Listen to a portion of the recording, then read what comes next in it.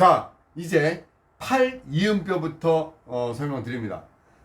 팔 이음뼈, 빗장뼈는 안쪽으로는 복장뼈, 스터넘, 흉골과 연결되는 관절하고, 가쪽으로는 어깨뼈의 봉우리 관절면과 관절합니다.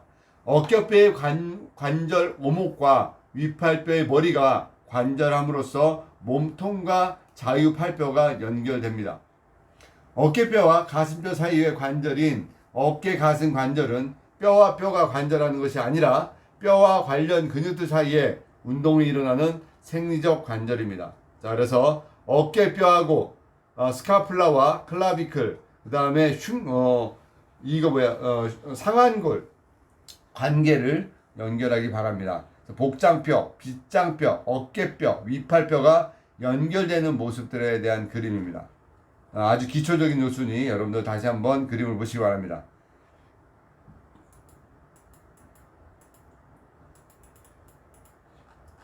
자, 상완골과 대퇴골, 그러니까 위팔뼈입니다. 상완골. 위팔뼈 중에서 가장 길고 무거운 뼈로 위아래 끝이 팽대해서 각각 어깨 관절과 팔끝 관절을 이룹니다. 몸쪽 끝에는 위팔뼈 머리, 외과목과 해부목, 큰 결절과 작은 결절이 있고, 먼쪽 끝에는 위팔뼈 도르래, 위팔뼈 작은 머리, 팔꿈치 오목, 갈고리 오목, 노오목 등이 있습니다. 이렇게 연결되는 그림이 보여지는 그림입니다.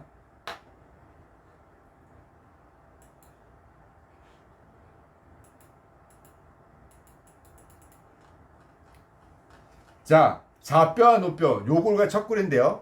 좌뼈는 아래팔을 안정시키는 뼈고, 노뼈는 안쪽에 있으면서 더 길입니다. 좌뼈는요, 노뼈는 요골이고 좌뼈는 척골입니다. 좌뼈는 몸쪽 끝에서 팔꿈치 머리와 갈고리 돌기가 있고, 먼쪽 끝에는 좌뼈 머리와 좌뼈 붓돌기가 있습니다. 노뼈는 좌뼈의 가쪽에 있고 더 짧고, 노뼈의 몸쪽 끝에는 노뼈 머리와 노뼈 목이 있습니다. 먼저 끝에는 노뼈 붓돌기가 있습니다. 팔굽 관절에서는 좌뼈가 힘을 많이 받고, 손목 관절에서는 노뼈만 참여하게 되는 그림입니다. 그림은 잘 보시기 바랍니다. 손의 그림을 또 보셔야 됩니다. 손과 손목의 뼈입니다. 손의 가장 바깥 몸쪽에 작은 뼈 8개가 두 줄로 늘어서 있는 것이 손목뼈입니다. 손목. 그 손목뼈는 그 생김새에 따라서 이름이 붙여져 있으므로 용어 모음을 읽어보기 바라고요. 손목뼈들은 몸통 쪽으로 볼록하게 늘어서 있고, 손 허리뼈 쪽 먼 쪽으로도 약간 볼록하게 늘어져 있으면서 인접한 뼈들 사이에 미끄러질 수 있어서 미끄럼 관절 손목에 유연성을 부여하는 그림입니다. 자, 여기 손목뼈, 손허리뼈, 손 첫 번째 마디뼈, 중간, 그러니까 중절골, 기절골, 중절골, 기절골, 말절골, 말중기 이렇게 얘기하거든요. 중수골, 그 다음에 수근골, 그 다음에 요골, 척골 그림입니다. 요게 진짜 카데바의 손뼈를 보여주는 거고요. 다리, 골반, 다리. 다리뼈, 엉덩이, 힙은 다리 이음뼈 펠빅 거들과 다리를 몸통에 연결합니다. 다리 이음뼈는 전체적으로 보아서 두 개의 큰 볼기뼈 또는 골반뼈로 구성되어 있고, 각 골비뼈는 골반의 양쪽에 하나씩 위치하고 있습니다. 척추에 엉치뼈 아래쪽에 붙어 있고, 뼈들이 고리 모양으로 배열되어 있기 때문에 몸통을 지지하는 강력한 기반이 되고, 쭉 봅니다. 네.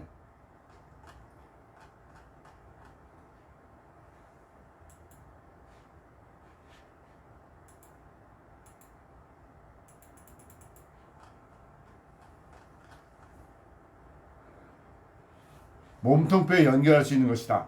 아기의 몸에서는 각각의 볼기뼈가 엉덩뼈, 궁둥뼈, 두덩뼈라는 분리된 3개의 뼈로 이루어져 있습니다. 이 3개의 뼈가 함께 성장해서 어른이 되면 하나의 뼈가 되는 겁니다. 네. 위팔에서는 위팔뼈가 유일한 뼈인 것처럼 대퇴골에서도 넙다리 뼈가 유일한 뼈입니다. 넙다리뼈는 몸에 있는 뼈 중에서 가장 긴 뼈고 엉덩이에 있는 깊고 컵 모양의 볼기뼈 절구에서 볼기뼈와 몸통으로 관절하고 있습니다. 넙다리뼈 머리가 볼기뼈 절구에 관절하고 있는 것은 위팔뼈 머리가 어깨뼈에 관절하는 것보다 안정성입니다. 그래서 어깨의 탑골보다 넙다리뼈의 탑골이 드물게 일어나게 됩니다. 넙다리뼈는 몸쪽으로부터 무릎뼈와 정강뼈와 관절합니다. 정강뼈는 종아리 앞쪽을 따라 좀 더 날카로운 모서리 또는 능선을 형성하게 되죠. 종아리뼈는 가늘고 무게를 지탱하지 못하며 약한 뼈가 종아리의 가쪽 모서리를 따라 놓여 있게 됩니다. 발가락뼈는 손가락뼈와 같이 이거라고 표기합니다. 발가락뼈와 손가락뼈는 그 수가 같고 발가락뼈가 손가락보다 짧다는 것만 다릅니다. 손에서 그러니까 발에서 손의 손허리뼈와 손목뼈에 해당하는 부위의 용어는 조금 다른데 각각 발, 허리뼈, 발목뼈라고 합니다. 양손에 각각 5개의 손허리뼈가 있는 것처럼 발바닥에도 각각 5개의 발, 허리뼈가 있습니다. 그러나 손에는 손목뼈가 8개가 있는 반면에 발에는 발목뼈가 7개밖에 없다. 가장 큰 발목뼈를 뒤꿈치뼈라고 한다. 칼카니우스라 한다. 인간이 발로 서 있을 수 있는 것은 발 구조체의 어떤 특징이 체중을 지탱할 수 있도록 해주기 때문이다. 예를 들어 엄지발가락은 엄지손가락보다 훨씬 더 단단하지만 가동성은 적다. 발에 있는 뼈들은 긴 방향으로 스프링처럼 탄력이 있는 형태로 가로 방향으로는 활 모양을 이루도록 서로 붙어 있다. 그렇게 서로 결합되어 있기 때문에 큰 지지력을 가지면서 매우 안정적인 바닥면을 이루는 것이다. 강력한 인대와 다리 근육의 힘줄은 정상적으로 발뼈를 단단히 잡아 아치를 이루게 한다. 그러나 발의 인대와 힘줄이 약해지면 활 모양의 평평해지는데 이것을 평발이라고 한다. 발에는 2개의 활이 세로 방향으로 뻗어 있다. 그 중에서 발 안쪽으로 뻗어 있는 것을 안쪽 세로활, 가쪽으로 뻗어 있는 것을 가쪽 세로활이라고 한다. 그 밖에 발의 볼을 가로질러 뻗어 있는 활 모양이 있는데 그것을 가로활 또는 발허리활이라고 합니다. 다리 이음뼈. 사람이 태어날 때는 엉덩뼈, 궁둥뼈, 두동뼈가 별개의 뼈이지만 자라면서 융합되기 시작해서 성인이 되면 완전히 하나의 뼈로 융합이 됩니다. 융합된 뼈를 볼기뼈 또는 관골이라고 하고 척추의 엉치뼈와 볼기뼈가 관절해서 몸통의 무게를 볼기뼈에 전달하게 됩니다. 무게를 전달받은 볼기뼈는 다시 넙다리뼈와 관절을 해서 무게를 넙다리뼈로 다시 전달하게 됩니다. 그래서 역학적 무게중심의 전달 과정을 보여주고 있습니다.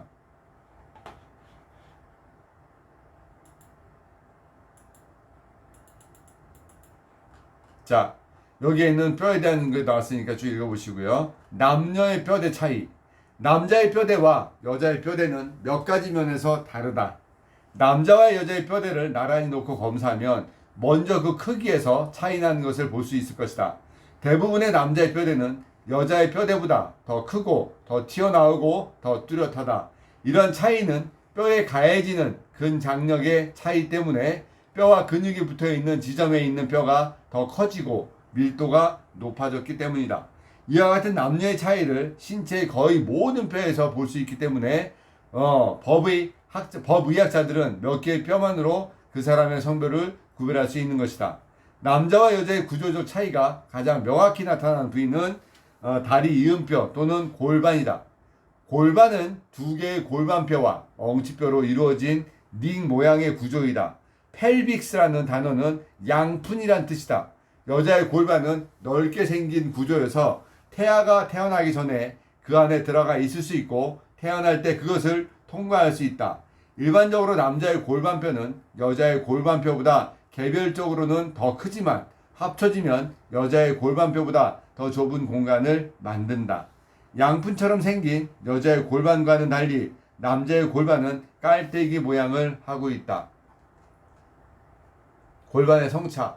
척추의 엉치뼈와 꼬리뼈 뒤쪽, 좌우의 볼기뼈 양 옆과 바닥, 그리고 배막 앞 또는 배 근육으로 이루어지는 공간을 골반이라 한다. 골반은 뼈대 중에서 가장 성차가 현저한데 그 이유는 여자의 골반이 임신과 분만에 의한 적합한 형태를 하고 있기 때문이다.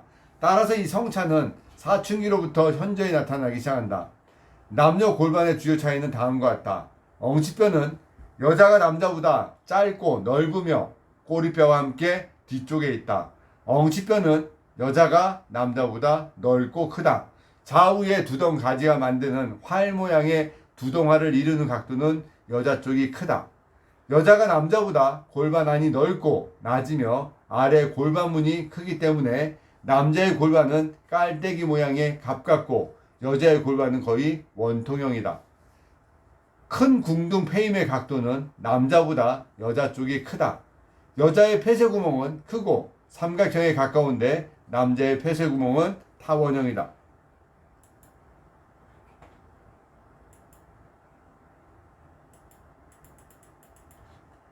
자, 대퇴골두가 나옵니다. 넙다리뼈, 대퇴골.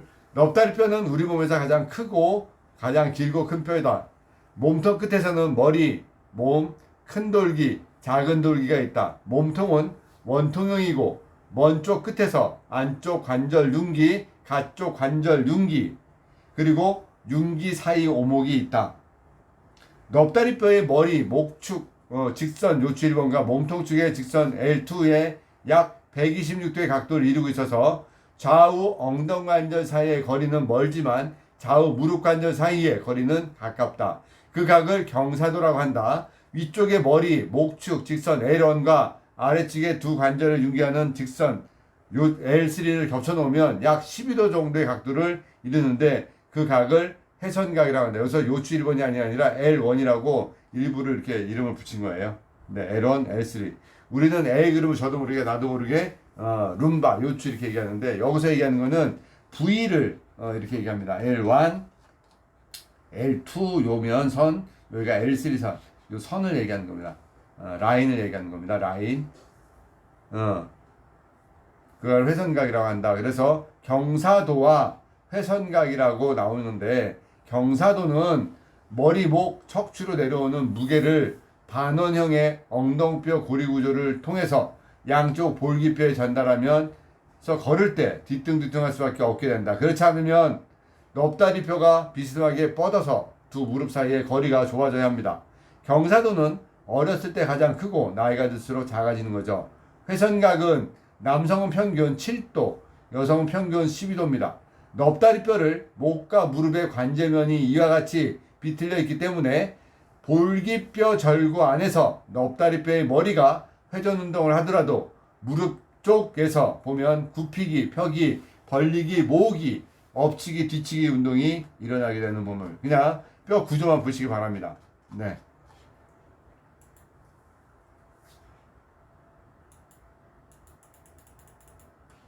자, 요거 경골과 비골입니다. 정강뼈와 종아리뼈가 종아리뼈 뼈대를 구성합니다. 종아리뼈는 무게를 담당하지 않습니다. 비골은 근육과 인대들의 시작점과 정지 역할을 한다. 발목 관절이 가쪽으로 탈구되는 것을 막아서 안정시키는 역할들을 한다라는 그림입니다.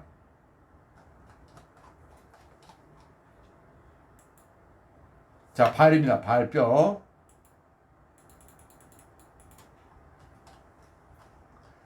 발의 뼈는 발목뼈 7개, 발허리뼈 5개, 발가락뼈 14개로 구성되어 있습니다. 발목뼈에는 목발뼈, 발뒤꿈치뼈, 발배뼈, 입방뼈와 3개의 쐐기뼈로 구성되어 있습니다. 발허리뼈는 엄지발가락부터 순서대로 1, 2, 3, 4, 5번째 발허리뼈라고 합니다. 발허리뼈와 발가락뼈의 부위 이름은 손허리뼈와 손가락뼈와 같습니다. 발은 앞발, 중간발, 뒷발로 나눠집니다. 중절구, 기절구, 말절구로 나눠지는 겁니다. 이렇게 해서 발의 모양까지 보게 됩니다. 자, 오늘 해부생략은 여기까지 정리하겠습니다.